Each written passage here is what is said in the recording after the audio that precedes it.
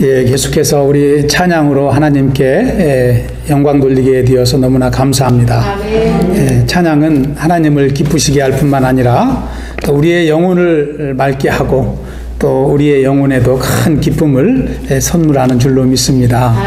이 시간 함께 하나님의 말씀을 함께 보겠습니다. 오늘 말씀은 에베소서 6장 5절에서 9절 말씀입니다. 우리 한 목소리로 천천히 합독하겠습니다.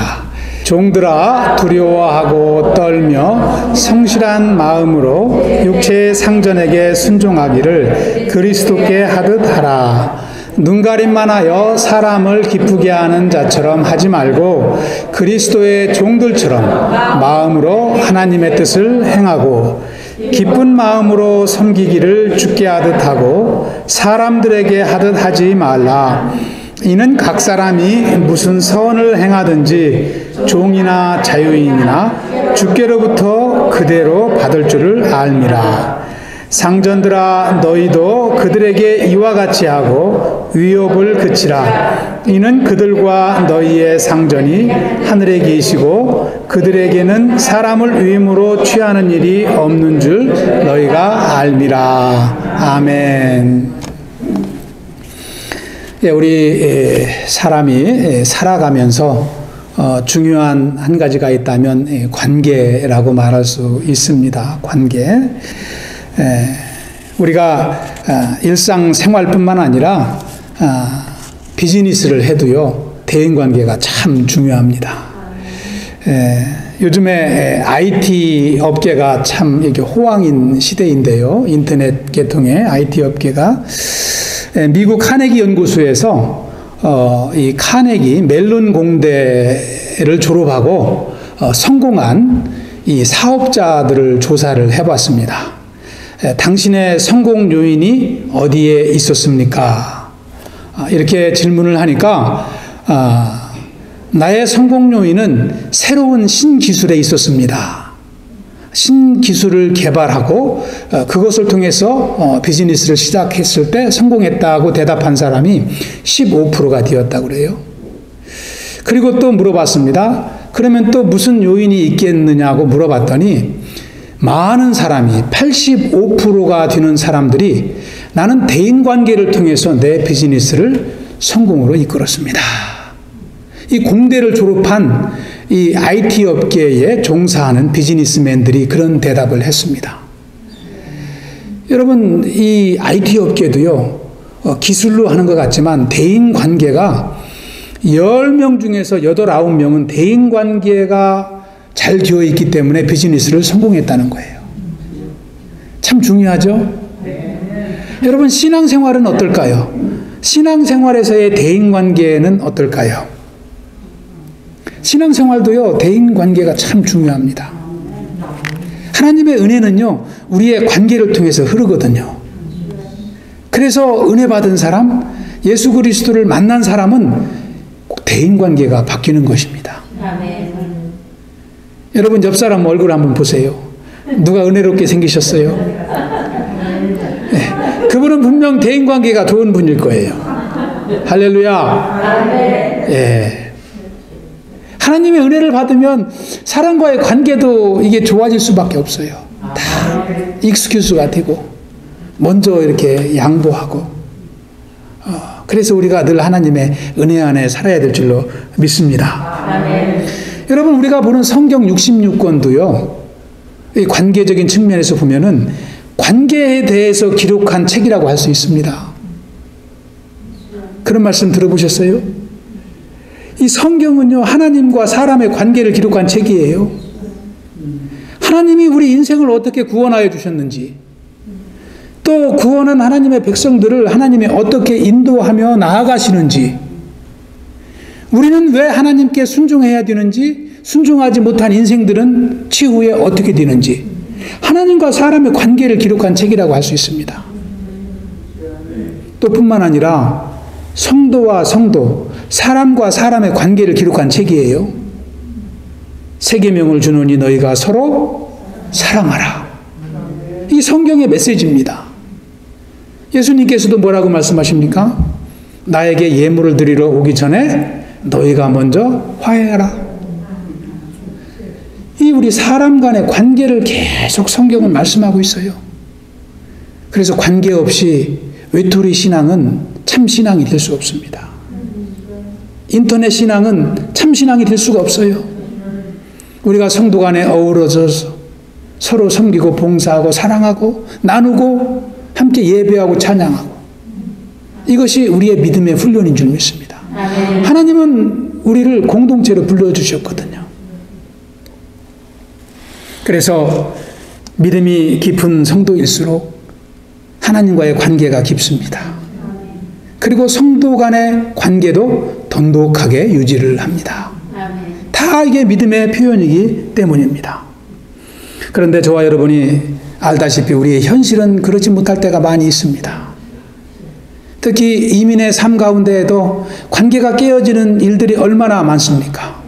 서로 깨어진 관계 속에 살아가는 일들이 얼마나 많습니까? 우리 힘으로 하지 못해서 늘 기도하지만 연약하고 또 쓰러지고 또 쓰러질 때가 얼마나 많습니까? 저는 20년 전에 유학 와서 목회를 시작하면서 그것이 너무나 가장 가슴이 아팠어요. 조그마한 땅 한국에서 태어나서 이 미국 넓은 땅까지 와가지고 서로 관계가 깨어지며 사는 모습들이 너무나 목회자로서 가슴이 아팠어요. 싸우려면 한국에서 싸우지 왜 여기까지 와가지고 싸워. 근데 그게 사람 힘으로 잘 안 되더라고요. 교회 안에서도 그렇잖아요. 교회 안에서도 서로 시기하고 경쟁하고, 성도님들 뿐이 아니에요. 목사님들도요, 서로 목회를 서로 경쟁하고 서로 하나가 되지 못하고. 저만 그렇게 생각하는지 모르겠습니다. 저는 한국 사람이 특히 그런 것 같아요. 제가 전에 목회하던 지역에 한인분들이 달라스 그 다운타운보다는 덜하지만 그래도 한인분들이 살고 계신 지역이었어요. 근데 그 지역에는 중국분들이 더 많았습니다. 일부 지역은 중국분들이 많고 비엔나미스가 많고, 근데 그쪽은 한인보다 그 인구 센서스를 보니까 중국분들이 더 많아요. 근데 중국 교회는 2개밖에 없었어요. 근데 한인 교회는 8개가 됐었어요. 그래서 저는 우리 한인들이 믿음이 좋아서 그런 줄 알았어요, 처음에는. 근데 그 중국 교회 목사님의 아들이 또 우리 둘째하고 친구였어요. 같은 학교. 같은 중학교를 다녔거든요, 그 당시에. 그래서 알아보니까 그 교회에는 교인이 300명이래요. 근데 또 한 교회가 있었는데 그 교회는 800명이래요, 중국 교회가. 중국 사람들이 신앙생활 하는데. 또 그 중국 교회에 제 후배 목사님이 그 교회에 중국 선교사로 왔다가 여기서 신학하고 목사 안수 받은 분인데 부교육자로 사역을 했었어요. 성도분이 800명이래요. 중국 교회는 2교회만 됐지만 성도가 몇 분이에요? 1100명이나 되잖아요. 예. 근데 우리 한국 교회는요, 8교회가 됐지만 교회마다 교인이 많으면 30명, 적으면 15명이래요. 30명이라고 해도 38에 24, 240명밖에 안 돼요. 근데 200여 명 되는 교회가 8교회로 쪼개져가지고 신앙생활 하는 거예요. 다 쪼개져가지고. 무슨 사역이 특별한, 다 틀린 사역이라면 이해가 되지만 다 똑같은 사역을 하는데 다 나뉘어서 하는 거예요. 우리는 공동체 의식을 가져야 됩니다. 믿음 안에서. 그게 관계와 아주 연관성이 있는 거죠. 그냥 관계가 멀어지면 그냥 안 만나면 되지, 단절하면 되지, 이렇게 편하게 생각하는 거예요. 하나님은 그것을 기뻐하시지 않습니다. 여러분, 미국에는 얼마나 많은 민족이 있습니까? 근데 우리가 쉽게 봐도 이 히스패닉, 또 아메리칸, 아프리칸, 이런 분들을 보면 얼마나 단합이 잘 됩니까? 그런 분들은요, 교회 문만 열으면요, 그냥 부흥이 돼요. 전도 안 해도. 우리 한국 교회가 참 기도해야 될 제목이라고 저는 생각을 합니다. 사회생활도 신앙생활도 관계가 좋지 못하면 하나님께 인정받을 수가 없는 줄 믿습니다. 여러분, 우리가 이 땅을 살아가면서 어떤 관계를 맺으며 살아가야 될까요? 오늘 말씀은 그 관계에 대해서 말씀을 하고 있습니다. 지난주 우리가 나눈 말씀은 에베소서 6장 1절에서 4절 말씀을 통해서 부모와 자식 간의 관계를 나눴잖아요. 가족의 관계의 이야기를 했습니다. 오늘은요, 종과 상전, 이 종업원과 주인, 직급이 낮은 사람과 높은 사람, 나이가 적은 사람과 나이가 많은 사람, 성도와 목회자, 이런 관계라고 할 수 있어요. 즉, 오늘 관계는 사회생활의 관계라고 할 수 있습니다. 근데 왜 가족 관계를 이야기하면서 이어서 우리 그 종과 주인의 관계를 이야기하는 거 아니? 그 당시 초대교회 당시에는 이 종들도 가족이었습니다. 2000년 전에는 로마 시대에 간의 수공업이 많이 발달했거든요. 가정에 조그만한 이 소규모 그 공장들을 갖고 있었어요. 그래서 종들을, 노예들을 채용해가지고 가정에서 함께 먹고 자면서 그들을 이제 직원으로 채용했던 것이죠. 그래서 교회도 함께 가고요, 생활도 함께 하고, 그러한 시대였습니다. 그래서 가족 이야기를 하면서 종과 주인의 이야기를 이 에베소서 6장에서 사도 바울은 계속 이어서 기록을 하고 있는 것입니다. 2000년 전 로마 시대에는 총 인구가 6천만 명이었는데 그 중에 15%가 되는 900만 명의 노예가 있었어요. 그러니까 사람들의 10명 중에서 한두 명은 노예였습니다. 오늘 말씀은 5절에서 8절, 9절 이 말씀을 통해서 종에게 주시는 말씀이 무엇이고 또 상전에게, 주인에게 주는 말씀이 무엇인지 이 말씀을 통해서 저와 여러분이 또 우리 관계를 한번 점검하고 하나님의 우리의 삶을, 어떠한 삶을 살기를 원하시는지 깨닫는 시간 되길 기도합니다. 먼저 5절에서 8절 말씀은요, 종들에게 주는 말씀입니다. 5절을 보시면 종들아 이렇게 부르잖아요. 종들에게 주는 말씀은 세 가지입니다. 첫째, 5절 앞부분을 보시면 종들아 두려워하고 떨며 그랬습니다. 이것은 주인을 섬기는 태도를 말씀하는 거예요. 주인을 섬길 때 두렵고 떨림으로 섬기라 이렇게 말씀을 하고 있습니다. 여기서 두려워하고 떨라는 것은 주인 앞에서 막 이렇게 비굴하게 몸을 낮추라는 게 아니에요. 두렵고 떨라는 것은 아주 신중하게 주인을 섬기라. 존경하는 마음으로 정성껏 주인을 대하라. 이렇게 말씀하는 것입니다. 여러분, 우리가 예수님을 섬길 때는 아주 지극정성으로 섬기면서 다른 사람들을 섬길 때는 아무렇게나 섬기면 그것은 하나님이 원치 않는다는 거예요. 왜 그런 거 아니? 이 세상의 질서를 세우시는 분이 누구세요? 하나님이십니다. 그래서 로마서 13장에 보면은 세상의 권력에게도 순종하라, 복종하라 그러잖아요. 그래서 주인을 누가 세우셨을까요? 주인을 두신 분이 하나님이시라는 거예요. 그러니까 주인을 섬기는 것도 하나님을 섬기듯 밑에 사람들은 섬겨야 된다는 거예요.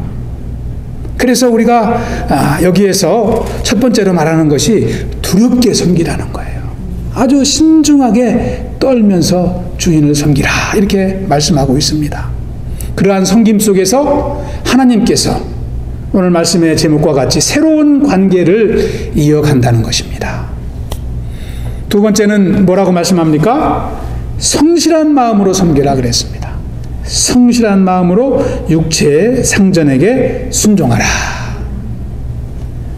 여러분, 성실한 마음이 어떤 마음일까요?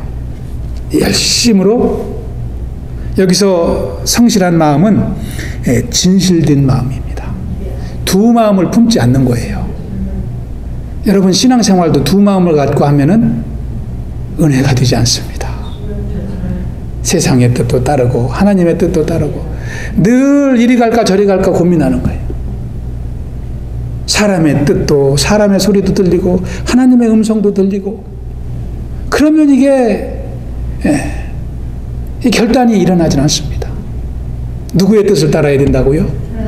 하나님의 뜻을 따라야 됩니다. 그러면 다 평안하게 되는 거예요. 사람의 뜻을 따를까 말까 늘 고민하면 늘 마음의 갈등이 끊이질 않습니다. 그러나 딱 결단을 하면 하나님이 평안을 주셔요. 그래서 우리가 갈등 속에서 가장 먼저 해야 될 일은 기도로 나아가는 거예요. 기도로. 기도한다는 것은 하나님을 의지한다는 거거든요. 기도하지 않는 사람은 늘 갈등 속에 머물러 있어요. 그 갈등 속에서 나올 수가 없어요. 사단이 꼭 발목을 잡고 있기 때문에. 그 사슬을 끊고 나오는 것은 기도의 능력입니다. 성령의 인도함을 받는 것입니다. 저와 여러분이 하나님을 성실한 마음으로 섬기듯 이 대인관계 속에서도 성도의 관계 속에서도 성실한 마음으로 대할 수 있길 축원합니다. 우리나라 이 전시행정이라는 말이 있어요. 전시행정. 전시행정이라는 것은요, 겉보기 행정이라는 거예요. 실질적으로는 아무 유익이 없는데도 사람에게 보이기 위해서. 6절에 나오는 말씀과 같이 눈가림만 하여 사람을 기쁘게 하는 거예요. 이게 누가 이러한 전시행정을 잘하냐면 정치인들이 잘해요. 국회의원에 입후보 하면은 당선되기 위해서 공약을 하지 않습니까? 제가 이 세리를 위해서 무엇을 해놓겠습니다. 다리를 놓겠습니다. 뭐를 하겠습니다. 막 공약을 막 남발합니다. 근데 그것을 다 하려면 돈도 모자라고 시간도 모자라요. 4년 임기 동안 다 할 수 있어요? 못하죠. 그러니까 눈가림만 하는 거예요. 하는 척만 하는 거예요. 근데 그 전시행정을 해도요, 나라 이 세비가 얼마나 들어가는지 모릅니다. 그래서 제가 한 번은 TV를 보니까 그 현장 리포트에서 그것을 추적해서 뉴스로 방송을 하더라고요. 공원에다가 그 냇물 옆에 그 하천에다가 공원을 조성했는데 공약을 했으니까 거기 와가지고 이 운동하는 사람이 하나도 없어요. 그러니까 실질적으로 효과 없는 일을 한 거예요. 그런 일들이 비일비재합니다. 이것이 바로 보여주기식 전시행정입니다. 여러분, 우리 신앙생활도 그렇게 할 수가 있다는 얘기예요. 우리 목회자들도 보여주기식 목회를 할 수 있어요. 필요 없는 건물을 짓고 계속 성전을 짓고 리모델링하고 반도 안 찼는데 또 짓고 하나님이 그러한 것을 기뻐하지 않습니다. 하나님이 기뻐하시는 것은요, 눈가림으로 하는 것이 아니라 진실되게 하는 거예요. 성실하게 하는 거예요. 하나님이 하기를 원하시는 사역은요, 눈에 보이지 않습니다. 생명의 열매 맺는 사역은 눈에 보이지 않지만 천국의 상급이 주어지는 사역인 줄 믿습니다. 저와 여러분이 이 관계 속에서 참 이제 성실한 마음으로 눈가림으로 하기보다는 겉으로 보여주기보다는 하나님 앞에서 진실된 마음으로 섬기는 그런 삶을 살길 기도합니다. 세 번째는 7절에 보시면 기쁜 마음으로 섬기라 그랬습니다. 주인을 섬기는데 마지못해서 뭐 이거 페이를 또 받아야 되니까 또 피곤하지만 그게 아니라 이 일자리 잡을 주신 분이 하나님이시라는 믿음으로 섬기면, 감당하면 기쁨도 주십니다. 그래서 일자리를 허락한 주인에게 감사하는 마음으로 열심히 일을 하면 일의 능률도 오르고 또 주인에게 칭찬받고 얼마나 기쁩니까? 하나님도 기뻐하시고. 여기서 기쁨으로 섬기라는 말은 막 웃으면서 일하라, 그런 의미로 해석할 수도 있겠지만 원래의 해석은 온 마음을 다해 섬기라는 거예요. 마음의 중심으로 섬기라는 것입니다. 왜 그렇게 섬기라고 말씀하고 있습니까? 8절에 나와 있습니다. 우리 8절을 한번 읽어보겠습니다. 시작. 이는 각 사람이 무슨 선을 행하든지 종이나 자유인이나 주께로부터 그대로 받을 줄을 알미라. 내가 주인을 섬기는 그대로 주님도 나에게 갚아주신다는 거예요. 상급을 주신다는 거예요. 그러니까 나의 섬김이 나의 상급으로 돌아오기 때문에 우리가 주님을 섬기듯이 아주 온 마음으로 주인을 섬기라고 권면하고 있습니다. 여러분 5절에서부터 이 7절까지 이 주인을 섬기는 이 자세에 대해서 말씀을 하고 있는데요. 각 구절에 빠지지 않고 나와 있는 말씀이 있습니다. 그것은 그리스도께 하듯 하라는 거예요. 5절에도 보시면 그리스도께 하듯 하라 그랬습니다. 그리고 6절에도 보시면 그리스도의 종들처럼 하라 그랬어요. 주님을 섬기는 종들과 같이 하라. 그리고 7절에도 뭐라고 그랬습니까? 죽게 하듯 하고 사람들에게 하듯 하지 말라. 그러니까 우리가 이 대인관계 속에서 늘 주님을 섬기듯 옆에 있는 성도를 섬기고 또 우리 직장의 상사들을 섬기고 그렇게 대할 때 여러분 전도도 됩니다. 믿지 않는 사람들은요 그러한 섬김을 통해서 예수님을 기억해요. 아, 예수 믿는 사람이 예수 믿지 않는 사람과 뭔가 좀 다르다. 가정에서도 마찬가지예요. 여러분이 그 반대로 하시잖아요. 그러면 자녀들도 교회 안 나갑니다. 우리 지난번에 말씀을 드렸잖아요. 자녀들의 신앙을 교회에만 맡겨놓는 가정에서는 자녀들이 중학교 들어가면 교회 안 나간다. 본을 보일 때 참 신앙의 교육도 이어지는 줄로 믿습니다. 우리 코보 믿음의 공동체가 참 여러분 잘하십니다. 더욱더 옆 사람을 주님을 대하듯 대하고 특히 새로 오는 방문자들이 계시면 더욱더 지극정성으로 환한 미소로 이렇게 대해 주시고 하나님께 영광 돌리는 교회가 되길 기도합니다. 두 번째 주시는 말씀은 주인에게 주시는 말씀이에요. 종들에게 5절에서 8절까지 주셨는데 상전들에게는 9절 한 절이 들어가 있습니다. 9절 한번 길지만 합독해 보겠습니다. 시작. 상전들아 너희도 그들에게 이와 같이 하고 위협을 그치라. 이는 그들과 너희의 상전이 하늘에 계시고 그에게는 사람을 위임으로 취하는 일이 없는 줄 너희가 알미라. 아멘. 본인이 신앙생활 오래 하셨다고 생각하시는 분, 또 직분을 이렇게 갖고 계신다고 생각하시는 분들, 기도 많이 하신다고 생각하시는 분들, 상전이라고 생각하시는 분들은 꼭 이렇게 이 말씀을 우리가 명심해야 될 줄로 믿습니다. 상전들에게 주시는 말씀은 9절 한 절이지만 종들에게 주는 말씀보다도 한 가지가 더 있어요. 9절을 보시면 너희도 그들에게 이와 같이 하라 그랬습니다. 여기서 그들은 누구입니까? 종들이죠. 상전에게 하는 말씀이니까 너희가 상전이고 그들이 종입니다. 그러니까 밑에 사람들에게 이와 같이 하라는 것은 5절에서 7절까지 종에게 주신 말씀 그대로 하라는 거예요. 이해가 되시죠? 종에게 세 가지를 줬잖아요. 두렵고 떨림으로 하라. 또 성실한 마음으로 하라. 기쁜 마음으로 하라. 그와 똑같이 상전도 종을 대할 때 그렇게 하라는 거예요. 종들에게 대접만 받지 말고 종을 대할 때 종이 대하듯 상전도 종을 대하라는 거예요. 그러면 이 말씀을 통해 볼 때 종이 높아요? 상전이 높아요? 그렇습니다. 똑같습니다. 하나님은 종과 상전을 똑같이 놓는 거예요. 밑에 있고 위에 있는 것은 그 사람의 일의 분야가 다른 것이죠. 주인이 하는 일이 다르고 종업원이 하는 일이 다른 것이지 신분이 다른 건 아니에요. 신분은 똑같은 거예요. 그래서 똑같은 자세로 서로 대하라 이렇게 말씀을 하고 있습니다. 그리고 주인에게는 상전에게는 한 가지 더 추가가 됩니다. 위협을 그치라. 위협하지 말라는 거예요. 위협한다는 게 뭐예요? 공갈 협박하지 말라는 거예요. 되게 이것을 오늘 요즘에 여러분 한국 뉴스 보시면 갑질이라고 그러잖아요. 갑질이 군대에서 갑질만 있는 게 아니라 직장에서도 있고요. 교회에서도 있어요. 성도가 성도 간에 갑질도 하고 목회자가 성도들을 향하여 하기도 하고 이런 것들이 서로 자기의 위치에 높은 위치를 사용해서 밑에 사람을 누르는 거예요. 이것을 오늘 성경에서는 윗사람 상전들아 부르면서 위협하지 마라 그래요. 위협을 그치라 그랬어요.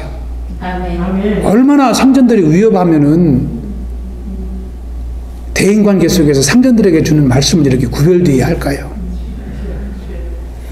여러분, 그 당시에는요, 얼마나 이 위협이 심했냐면은요, 주인은 종들이 노예잖아요. 900만 명이나 되는 노예다잖아요.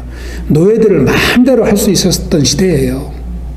노예는 사람으로 취급하지 않고 가축과 동등하게 재산으로 취급을 했어요. 그래서 노예 한 명당 얼마씩 사고 팔았습니다. 젊은 노예는 더 많이, 나이 든 노예는 적고, 이렇게 사고 팔던 시대예요. 그러니까 주인이 종에게 뭐 이렇게 함부로 한다고 그래가지고 법적으로 하자받을 일이 하나도 없어요. 그런 시대 가운데 하나님은 주인들에게 종에 대한 위협을 그치라 이렇게 말씀합니다. 얼마나 하나님이 우리 인생을 사랑하셔요. 하나님이 얼마나 우리 인생을 참 인도하시고 사랑하시고 보호하시고, 종들이, 노예들이 채찍에 맞는 것은 너무나 쉬운 일이에요. 주인에게 맞아가지고 이가 부러지고 이런 건 다반사예요. 상처나고 묶여가지고 감금당하고, 심지어는요, 말 안 듣는 노예들은요, 사자 우리에 집어넣기도 하고 그래요. 사자의 밥이 되도록 그 야생 짐승들에게 던져버리는 거예요. 그런 시대에 하나님은 주인들에게 분명하게 말씀합니다. 종들을 협박하지 말라. 위협하지 말라. 여러분, 참으로 말씀에도 드리기 힘든 일들이 교회 안에서 많이 일어나잖아요. 성도들을 협박하는 목회자, 또 목회자를 협박하는 직분자들이 있고, 그래서 그것을 참지 못해서 그냥 피하는 거예요. 그럼 교회가 깨지고, 그러니까 이 관계를 통해서 하나님이 얼마나 참 슬퍼하시는지 우리는 분명하게 알아야 돼요. 초대교회뿐만 아니라 오늘날 현대교회의 문제는 다 이 관계에서 있습니다. 하나님의 뜻을 따르지 않고 사람의 뜻을 따르고 자기의 직분을 이용하고 신분을 이용하고 자기 뜻대로 하다 보면 이게 갈리는 거예요. 여러분, 어떤 일을 추진하든지 마음의 평화가 안 되면 그건 하나님 주신 게 아니에요. 아멘. 하나님이 주시는 것은요, 기쁨과 평안 가운데 하게 하십니다. 아멘.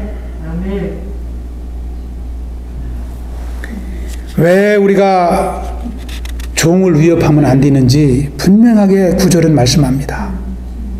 첫째는 종과 주인이 모두 하늘의 상전에 소속된 인생이기 때문에 그래요. 구절을 보시기 바랍니다. 위협을 그치라. 이는 그들과 너희의 상전이 하늘에 계시고 그랬습니다. 진짜 종과 주인의 상전은 하나님이 상전이라는 거예요. 그러니까 내가 상전 노릇하지 말라는 거예요.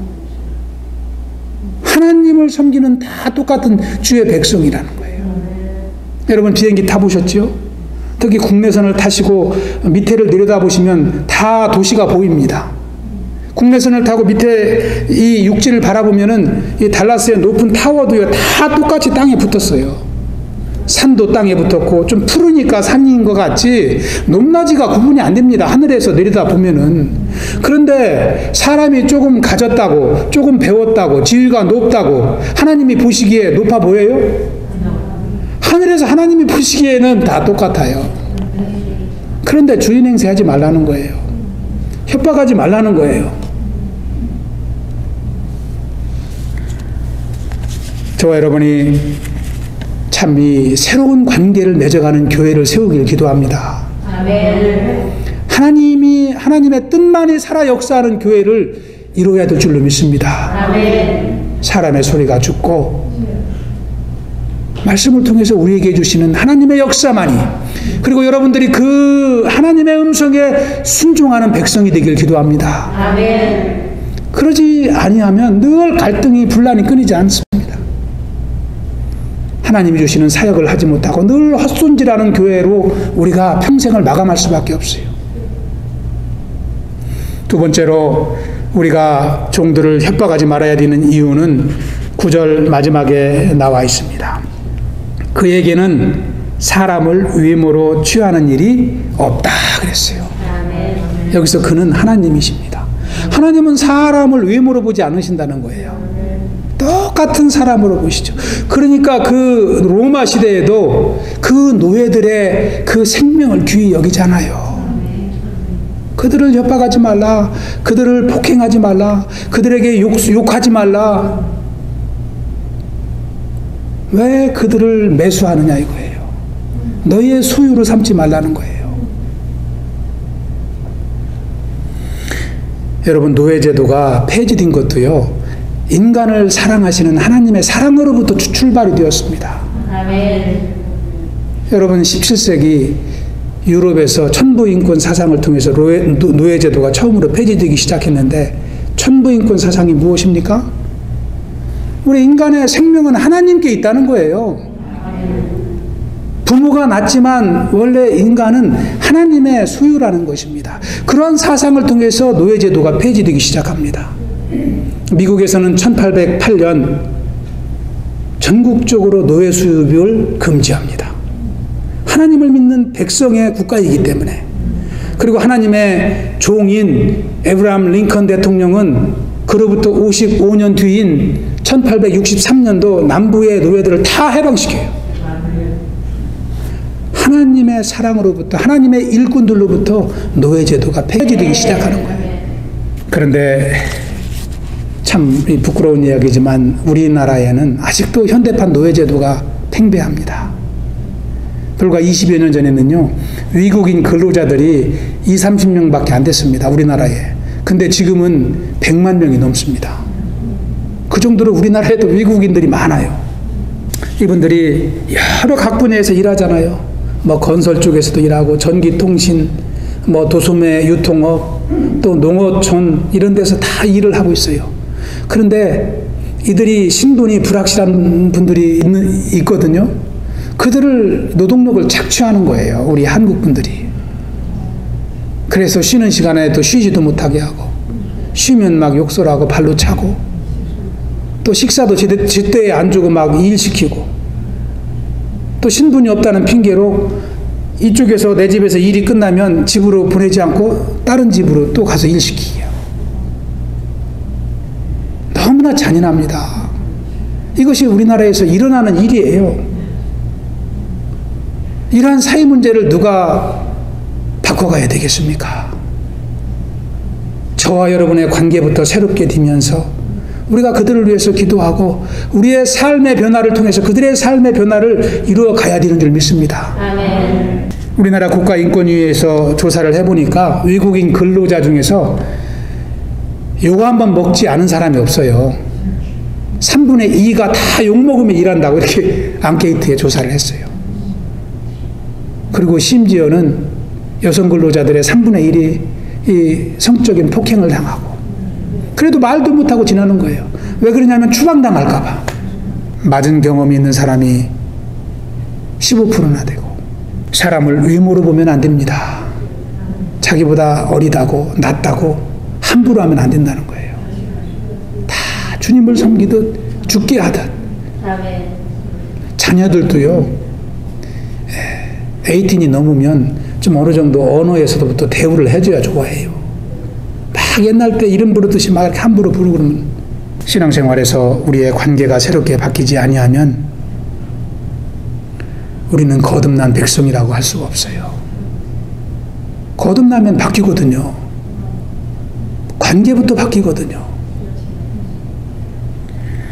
우리가 새로운 관계 속에 살아갈 때 하나님의 자녀로 살아갈 수 있는 줄 믿습니다. 아멘. 또 올바른 삶을 살아가게 되는 줄 믿습니다. 인생의 마지막에 가장 후회하는 것이 무엇인 줄 아세요? 제가 책에서 읽은 이야기인데, 자기가 꼭 하려고 했다가 이루지 못한 일을 못하고 가는 것이 아니라 화해하지 못하고 남은 관계가 있을 때 그것을 가장 아쉬워한대요. 내 저 사람하고는 꼭 화해했어야 되는데 그것이 하나님 앞에 설 때 가장 두렵다는 거예요. 우리가 말씀도 열심히 공부해야 되고 기도도 열심히 해야 되지만 오늘 말씀을 보니까 새로운 관계 속에서 살아가는 것은 무엇보다도 중요한 줄 믿습니다. 아멘. 여러분, 하나님이 주신 계명도 관계 아닙니까? 하나님과의 관계, 하나님 사랑, 이웃과의 관계, 이웃사랑입니다. 성경이 우리에게 주시는 사명은 하나님 사랑, 이웃사랑이에요. 이 관계를 새롭게 하라는 말씀입니다. 우리가 이것을 잘 명심하고 신앙생활하면 승리하게 되는 줄로 믿습니다. 서로 사랑하라 하신 예수님의 말씀을 기억하고 친구와 화해한 후에 예물을 드리라는 주님의 말씀을 기억하며 저와 여러분이 날마다 새롭게 주님의 교회를 세워가는 주의 백성 되시길 축원합니다. 기도하겠습니다. 아버지 하나님 감사합니다. 오늘도 에베소서 말씀을 통해서 또 새로운 관계의 지혜를 허락하신 주님을 찬양합니다. 우리의 삶 가운데 늘 죽게 하는 역사가 충만케 하여 주시옵소서. 참 하나님을 대하듯 이웃을 대하고 성도를 대하고 또 가족을 대하는 주의 백성 되게 하여 주시옵소서. 그리하여 주님 안에서 은혜를 누리게 하시고 또 새로운 관계 속에서 승리하는 삶을 살아갈 수 있도록 축복하여 주시옵소서. 감사하오며 예수님 이름으로 기도하옵나이다. 아멘.